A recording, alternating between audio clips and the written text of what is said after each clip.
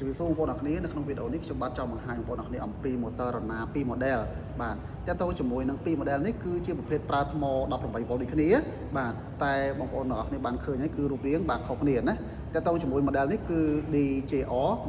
186 មួយ នេះ គឺ DJR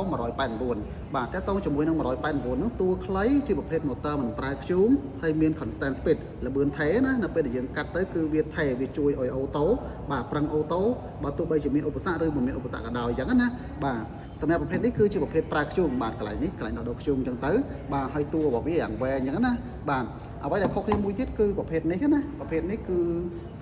ចលនា រុញ ទៅ រុញ មក ហ្នឹង ណា បាទ រុញ ទៅ រុញ មក ហ្នឹង គឺ ប្រវែង 33 មីលីម៉ែត្រ ប្រភេទ នេះ រុញ ទៅ រុញ មក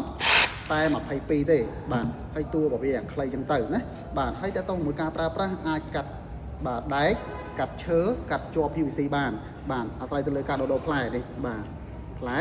ហើយ ផ្លែ នេះ គឺ យើង មាន ច្រើន មែនតើ បាទ មាន ច្រើន ប្រភេទ មែនតើ ប្រភេទ ខ្លី ប្រភេទ វែង ប្រភេទ ឈើ ស្ងួត ឈើ សើម បាទ ជ័រ ទីប ប្រហោង ឬ ក៏ ទីប មិន ប្រហោង អី ផ្សេង បាទ អញ្ចឹង បើ សិន ជា បងប្អូន អ្នក គ្នា មាន តម្រូវការ motor បាទ Rana អាច មើល វីដេអូ នេះ សិន ទៅ ហើយ តាក់ទង មក សួរ ព័ត៌មាន បន្ថែម បាទ សូម អរគុណ